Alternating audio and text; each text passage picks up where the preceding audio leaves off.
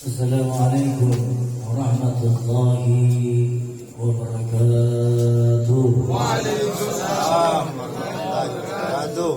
Yang terhormat guru kita, mursyid kita Al-Habib Abdurrahman Jamaluddin Al-Mahdali. Beliau pimpinan Majelis Lembaga Majelis Salawat Nurul Mustafa. Semoga beliau dan seluruh kerabat keluarganya diberi kesehatan dan keberkahan dari Allah SWT. Dan insya Allah kelak di yaumil akhirat nanti beliau dikumpulkan bersama datuknya Nabi Muhammad SAW. Amin. Yang terhormat kepada pembina Majelis Salawat Nurul Mustafa Bapak Haji Ustaz Salam. Beliaulah yang membantu Habib kita di sini untuk melangsungkan acara-acara Maulid yang begitu agung, begitu berkah. Semoga bantuan beliau dibalas berlipat ganda oleh Allah. Amin ya Allah. Amin Allah. Juga hadir di antara kita Ustaz Samiun, juga Bapak Insinyur Akbar serta seluruh jajarannya, majelis ta'lim ISM di luar sana jauh-jauh datang ke sini untuk mendapat berkah duduknya kita berkumpul di majelis ilmu Nurul Mustafa. Amin. Allahumma amin. Yang terhormat kepada seluruh para ulama habaib yang saya tidak bisa sebutkan satu persatu, seluruh jajaran pemerintahan yang hadir juga. Insya Allah yakin dan percayalah duduk kita di malam hari ini tidak lain dan tidak bukan mendapat anugerah dari Allah Subhanahu wa Ta'ala. Amin. Ini bisa dikurangkan ehwah sedikit. Ya, sedikit. Cek, ya oke, mantap. Sekali lagi, insya Allah yang di luar sana, di dalam sana, sebelah kanan, kiri, ayo sama-sama jawab salam. Semoga yang menjawab salam, yang belum menikah, insya Allah mendapat jodoh. Amin. Insya Allah yang belum mempunyai keturunan, mendapat keturunan dari Allah. Amin. Insya Allah yang sakit disehatkan. Amin. Insya Allah yang susah dimudahkan. Amin. Assalamualaikum warahmatullahi wabarakatuh. Waalaikumsalam warahmatullahi wabarakatuh.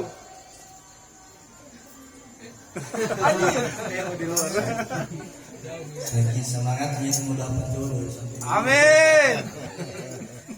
Hamdan li Rabbil khasna bi Muhammadin wa ankhasna min sulmatil jahdi wad dayaji. Alhamdulillah alladhi hadana bi 'abdihi al-mukhtari man da'ana ilayhi bil idni wa qad nadana labbaika ya man dallana wa hadana. Allahumma salli wa sallim ala sayyidina Muhammadin nurika syari wa madadika al-jari wa jama'na fi kulli atwari wa ala alihi wa ashabihi ya nur amma ba'd.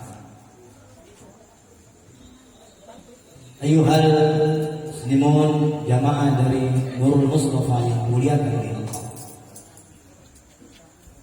Saya ingin mengangkat satu tema di hari ini, di malam hari ini, tentang keutamaan duduknya kita berkumpul dalam bermajlis zikir untuk mencari ridho dari Allah Subhanahu wa Ta'ala. Di mana pada hari ini, di malam hari ini telah diguyur hujan yang begitu lebat, tetapi tidak mengurangi rasa semangat kita untuk berkumpul membaca salawat Nabi. Dan insya Allah salawat dan zikir yang kita baca tadi melainkan itulah yang membuat gugurnya segala dosa-dosa kita. Yakin dan percaya tidak ada satupun orang yang hadir di tempat ini, tidak ada satupun orang yang melangkahkan kaki di tempat ini, tidak ada satupun orang yang keluar dari rumahnya dengan niat untuk menuntut ilmu dan mendengarkan nasihat ilmu, melainkan Allah akan mengutus malaikatnya untuk mengawal kita sampai duduk dan mendengarkan apa yang disampaikan dan yang didengarkan nanti. Dan insya Allah yakin dan percaya di dalam kitab Tanbihul Ghafilin Nabi sallallahu alaihi wasallam bersabda, barang siapa yang keluar dari rumahnya ikhlas karena Allah untuk mendengarkan dan menuntut ilmu, maka di tengah jalan ketika ada musibah bala dan bencana yang akan menimpa dirinya, malah Allah akan melindungi dia, Allah akan menjaganya.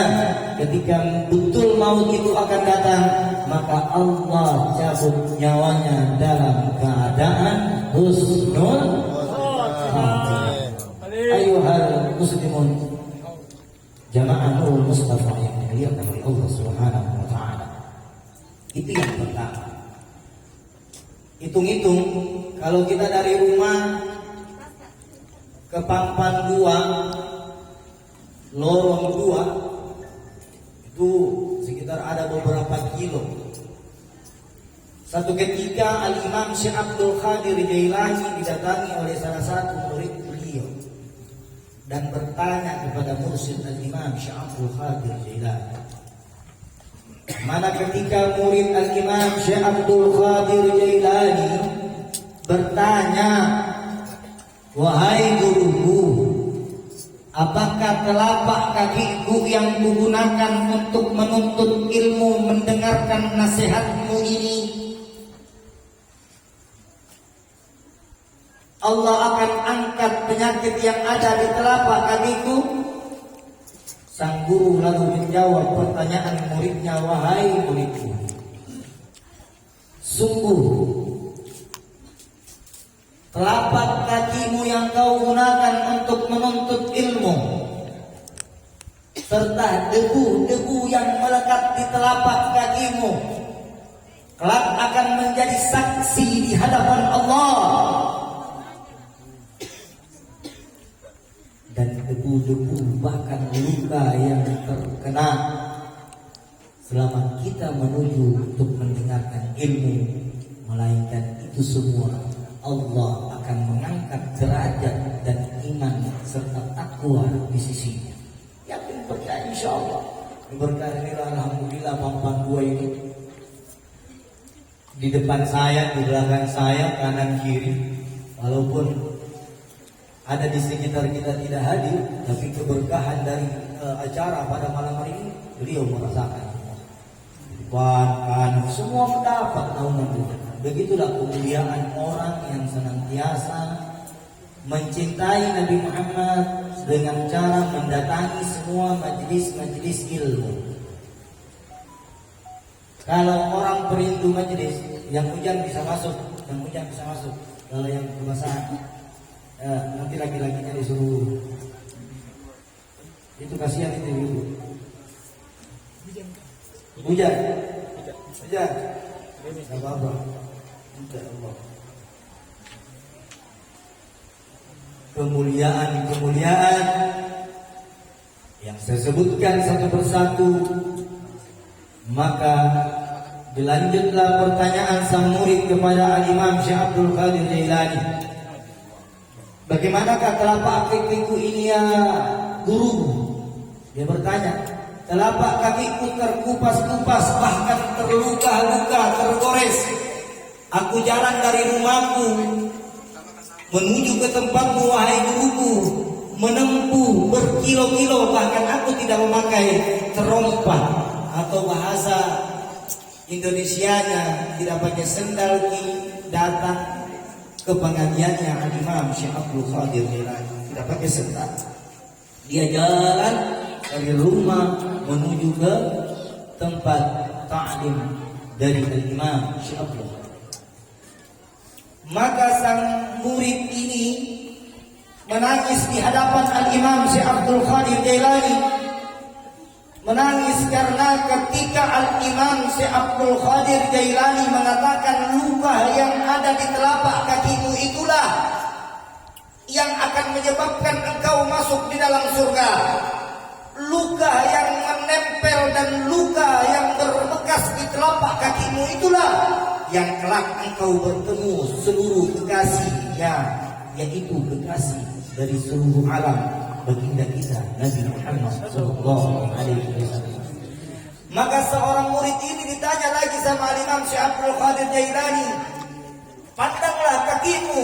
Ketika sang murid disuruh sama Al-Imam Syekh Abdul Qadir Jailani, ketika sang murid disuruh melihat telapak kakinya, subhanallah walhamdulillah wala ilaha illallah wallahu akbar. Sungguh pandangan murid yang disuruh memandang telapak kaki yang luka-luka untuk menuntut ilmu, maka sang murid melihat telapak kakinya terdapat surga dan dia melihat dirinya di dalam surga. Melihat dirinya di dalam surga. Sang guru mengatakan, pandanglah kakimu dan lihatlah apa yang kau dapatkan di bawah telapak kakimu. Dibuka kadzabnya murid itu, bacakan doa untuk melihat segala sesuatu yang kita tidak lihat, tapi dia lihat. Maka Al-Imam mengusap kedua telapak mata beliau. Seketika murid itu melihat surga itu ada di telapak kakinya, dan murid yang luka-luka kakinya untuk mendatangi majelis-majelis ilmu melihat dirinya berada di dalam surga bersama Nabi Muhammad sallallahu alaihi wasallam. Alhamdulillah. Rugi Bu, rugi tidak kita hadir majelis?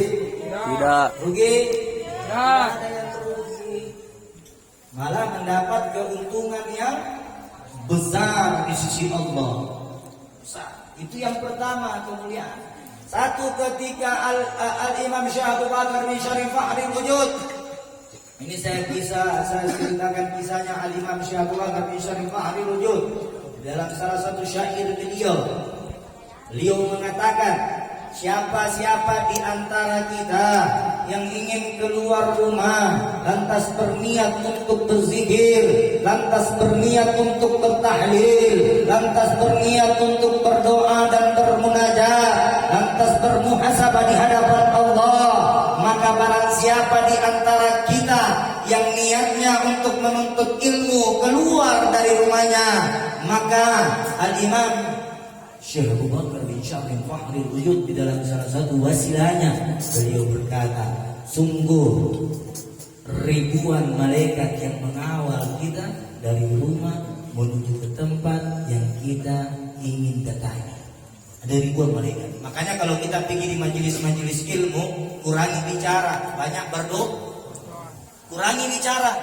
Tidak usah berbicara yang tidak penting di dalam majelis ilmu, karena yang kita mau datangi adalah stop bicara, perbanyak berdoa, minta memang ini, karena pintu surga itu terbuka ketika ada orang yang membaca selawat Nabi Muhammad sallallahu alaihi wasallam.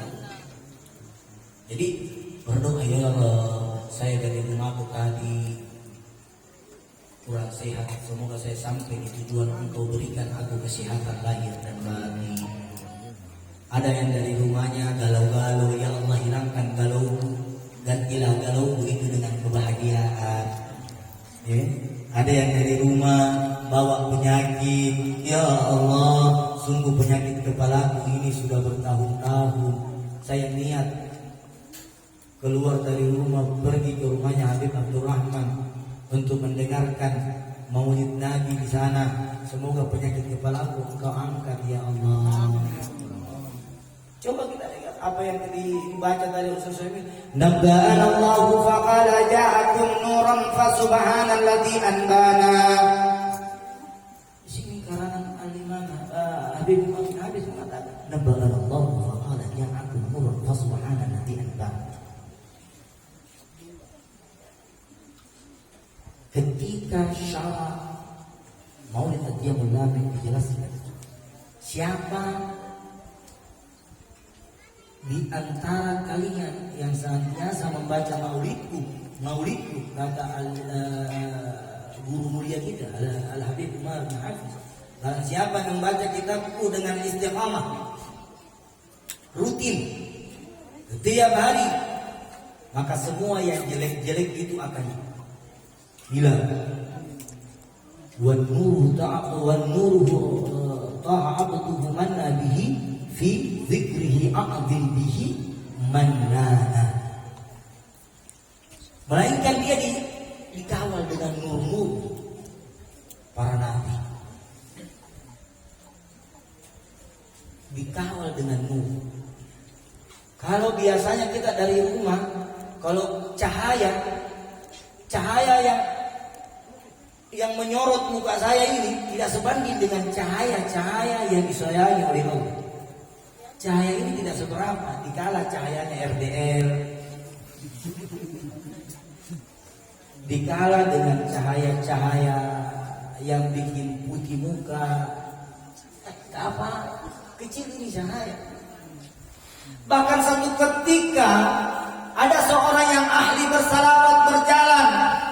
Ketika ahli berselawat ini berjalan di satu pasar, ada seorang wali memandang wajahnya, dan seorang wali itu melihat orang yang ahli selawat dan bahkan setiap hari bangun dan tidur lagi, tidak pernah luput dari bacaan selawat.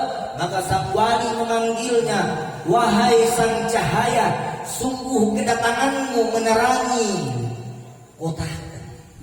Sungguh kedatanganmu telah menerangi kotaku atau daerahku. Ini dipandang pandangan seorang wali, bukan seorang yang tidak suka berzikir. Apa yang dikatakan? Itu cahayanya. Itu cahaya karena di antara menjelang maghrib beliau melewati satu pasar. Saking herannya sang wali ini memanggil pemuda itu dan mengatakan, ada gerangan apa yang pernah engkau gunakan dan engkau baca? Maka seorang pemuda itu tadi menjawab, apa sebenarnya amalanmu? Kenapa begitu bersinarnya itu wajahmu? Pemuda itu menjawab di depan seorang wali. Wali itu tidak mau disebut namanya, dia rahasiakan. Maka pemuda itu menjawab, amalanku tidak lain dan tidak bukan hanya salawat. Berapa banyak salawat yang kau baca wahai pemuda? Maka pemuda itu menjawab, mungkin salawat yang kubaca dari bangun tidur sampai tidur kembali itu kurang lebih 60.000. Lantas sang wali itu mengatakan, sungguh engkaulah yang akan mendapatkan keberkahan dari Nabi Muhammad SAW. Ini wali. Satu ketika lagi ada kisah, di mana kisah ini diangkat di dalam kitab. Ada satu ketika ada orang keluar dari rumahnya tidak bawa uang. Mudah-mudahan ini jangan diperhatikan, ini kisah. Ada orang mau sekali pergi zikir, tapi jarak rumah dan majelis zikir itu jauh, berjauhan. Dia duduk di rumahnya dan sambil bersalawat, dan dia berniat, ya Allah, mau hadir sebentar, tapi tidak ada orang jemput kah, tidak ada orang antar kah, tidak ada uangku juga. Ini kisah populer sekali. Coba kita buka kitab Lu'lu' al-Marjan. Itu halaman hadisnya 1441.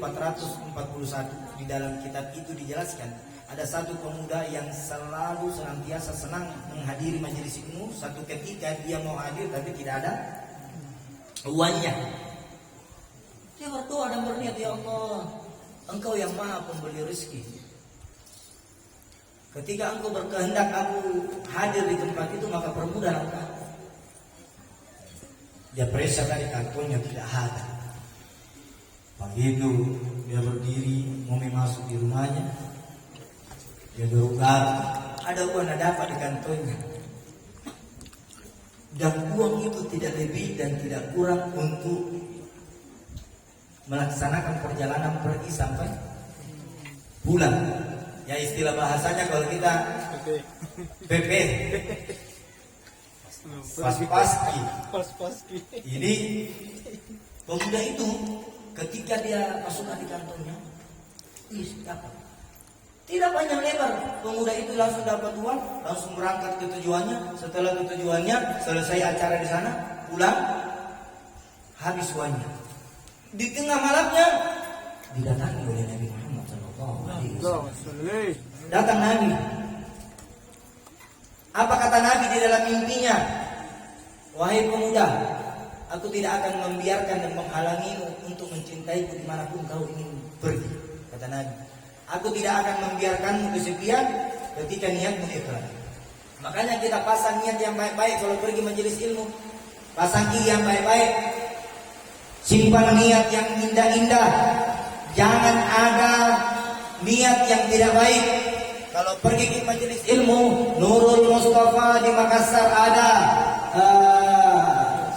majelisnya Habib Husain bin Ahmad ada, majelisnya Habib Husain bin Utsman ada, majelisnya Habib Hamid bin Abu Bakar ada. Kan banyak majelis. Alhamdulillah Makassar ini sudah banyak majelis. Sisa kita mau pergi ke mana? Nah, kalau pergi ke majelis, niatnya pergi menuntut ilmu. Jangan ada A, I, U, E, O. Jangan ada A, I, U, E, O. Kenapa? Karena setiap majelis mempunyai keberkahan masing-masing, mempunyai kemuliaan masing-masing. Maka dari itu, pasang niat yang baik, insya Allah Allah akan mengabulkan doa dan hajat-hajat kita. Ayo selawat dulu supaya tak bete. Salatullah, salamullah ala taha rasulillah. Salatullah, salamullah alaihi